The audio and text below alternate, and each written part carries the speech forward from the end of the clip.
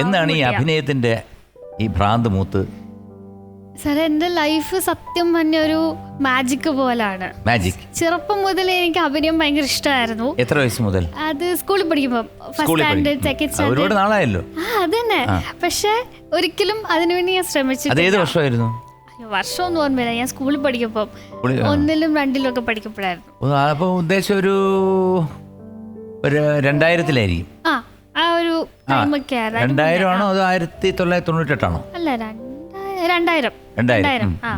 അപ്പം അത് വെച്ച് ഇങ്ങനെ പോയി. പിന്നെ ഞാൻ BCom ചെയ്തു, MBA പഠിച്ചു, ജോലിക്ക് പോയി തുടങ്ങി. അപ്പോഴാണ് ഈ ടിക്ടോക്ക് വന്നത്. അപ്പൊ എല്ലാരും ടിക്ടോക്ക് ചെയ്യായിരുന്നല്ലോ. അപ്പൊ ഞാനും ഒരു വീഡിയോ ഡാൻസ് ആണ് ചെയ്തിട്ടത്. അത് സംഭവം ക്ലിക്കായി. ഏത് പാട്ടായിരുന്നു അത്? കജരാരെ, മറ്റേ ഐശ്വര്യ റായൻ, അഭിഷേക് ബച്ചന്റെ കജരാരെ. അത് കളിച്ച് കഴിഞ്ഞിട്ടാണ് എന്റെ ഫസ്റ്റ് സീരിയലിന്റെ ഡയറക്ടർ എനിക്ക് മെസ്സേജ് അയച്ച് ചോദിച്ചു. അങ്ങനെ മെസ്സേജ് അയച്ചു, ഇങ്ങനൊരു ഡയറക്ടറാണ്, ഇങ്ങനെ ഓഡിഷൻ ഉണ്ട്.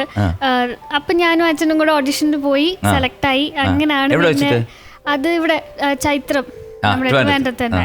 അപ്പം അങ്ങനെ സംഭവം ഇവിടെ വരെ എത്തി. അപ്പൊ ഈ പാടാത്ത പൈങ്കിളി, എന്നും സമ്മതം, ഇതിനകത്തൊക്കെ ഉള്ള അഭിനയത്തിൽ നിന്ന് എന്താണ് പഠിച്ചത്? കാരണം വേറൊന്നുമല്ല, നമ്മളെല്ലാ കലകളിൽ നിന്ന് നമ്മൾ ഓരോന്ന് പഠിക്കാനുണ്ട്. ഇപ്പം ഞാൻ കുറേ വർഷമായിട്ട് പാടുന്നു, പക്ഷേ ഇപ്പോഴും പഠിക്കാനുണ്ട് നമുക്ക്. എന്ത് പഠിച്ചു? എന്ത് പാഠമാണ് പഠിച്ചത്? ലൈഫിൽ എന്ത് പഠിച്ചു എന്ന് ചോദിച്ചാൽ, ഒറ്റയ്ക്ക് ഇൻഡിപെൻഡൻ്റ് ആയിട്ട് എൻ്റെ കാര്യങ്ങൾ നോക്കാൻ ഞാൻ പഠിച്ചു.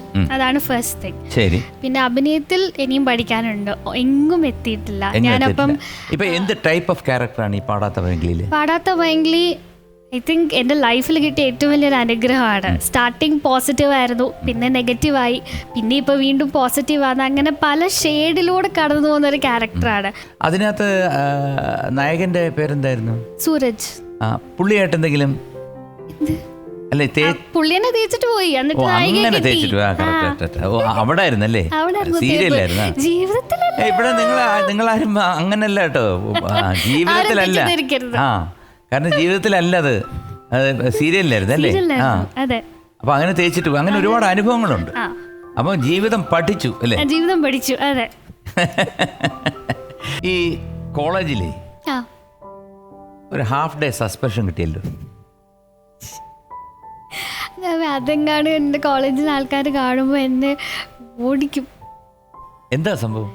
അത് സാറേ, ഞങ്ങൾ കുറച്ച് പേര് ഒരു മാനേജ്മെന്റ് ഫെസ്റ്റിന് പോയി. അതിന് HODയുടെ പെർമിഷൻ എടുക്കാണ്ടാണ് ഞങ്ങൾ പോയത്. അപ്പം ഞങ്ങൾ തിരിച്ചു വന്ന ദിവസം ഭയങ്കര പ്രശ്നമായി. HODയും പ്രിൻസിപ്പളും എല്ലാവരും ഭയങ്കര പ്രശ്നമായി. ഞങ്ങൾ പെർമിഷൻ എടുക്കാതാണ് പിള്ളേർ പോയത്. അത് ആ പേരൻസിനെയൊക്കെ വിളിപ്പിച്ചു. അവർക്ക് എങ്ങനെയാലും സസ്പെൻഷൻ തരണം. വീട്ടിലെല്ലാം വന്ന് സമ്മതിച്ചു. ഞങ്ങളുടെ പെർമിഷൻ കൊണ്ടാണ് പിള്ളേർ പോയത്. കൊച്ചി വരെ, തിരുവല്ലയിൽ കൊച്ചി വരെ ഒരു ഫെസ്റ്റ്, ഒരു ദിവസത്തെ ഫെസ്റ്റിന് പോയതാ. Fest competition. അപ്പം അതിന് പോയതാണ്. മറ്റു കുട്ടികൾ ഇത് കണ്ട് പഠിക്കരുത് എന്നുള്ള രീതിയിൽ ഞങ്ങൾക്ക് സസ്പെൻഷൻ തരണമെന്ന് പറഞ്ഞു. വീട്ടുകാരെല്ലാം വന്ന് സംസാരിച്ച് എല്ലാം ഒത്തുതീർപ്പായപ്പോൾ തന്നെ 1 മണിയായി. അപ്പം പിന്നെ അവർ ആ ദിവസം തന്നെ, പിറ്റേ ദിവസമാണ് സംഭവം ഉണ്ടായത്. അപ്പം അവരപ്പം തന്നെ സസ്പെൻഷൻ ലെറ്റർ എഴുതി തന്നു. അപ്പം തന്നെ 1 മണിയായി. പിന്നെ ആകെ 3 മണിക്കൂറും കൂടെ ഉള്ളൂ കോളേജിൽ തീരാൻ. അപ്പം അങ്ങനെ 1/2 ദിവസത്തെ സസ്പെൻഷൻ. അത് വെണ്ടയ്ക്ക അക്ഷരത്തിൽ പ്രിന്റ് ചെയ്ത നോട്ടീസ് ബോർഡിലൊക്കെ ഇട്ടു. ഇത്രയും പിള്ളേര് പത്രത്തിൽ വന്നില്ല. ഇന്നാണെങ്കിൽ അത് വന്നേനെ. അതെ, സത്യം. ഇന്നാണ് ഓൺലൈൻ മീഡിയയിലെ ഒരു വലിയ ചർച്ചാ വിഷയം മാറി. സത്യം. കാരണം അങ്കിതയ്ക്ക് സസ്പെൻഷൻ എറണാകുളത്ത് പോയി. മതിയല്ലോ, ഹെഡ്ലൈൻ മാത്രം മതിയല്ലോ അല്ലേ? അതെ, പല ഹെഡ്ലൈൻസ്. ചോദിക്കാതെ എവിടെയെങ്കിലും പോവോ?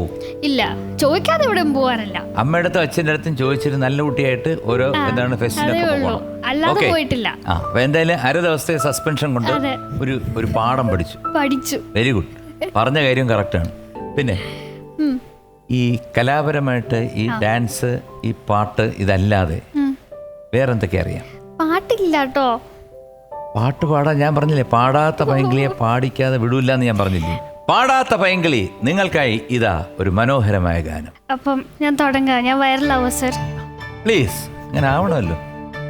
വസീകരാ എൻ നെഞ്ചിനുക്ക് ഉൻ പൊന്മടിയിൽ തൂങ്ങിനാൽ പോതുമതേ കണം എൻ കണ്ണുറങ്ങാ ഉൻ ജന്മങ്ങളിൻ ഏക്കങ്ങൾ തീരും நான் நேசிப்பதும் சுவாசிப்பதும் தய தானே ஏங்குகிறேன் ஏங்குகிறேன் உன் நினைவால் நானே நான்.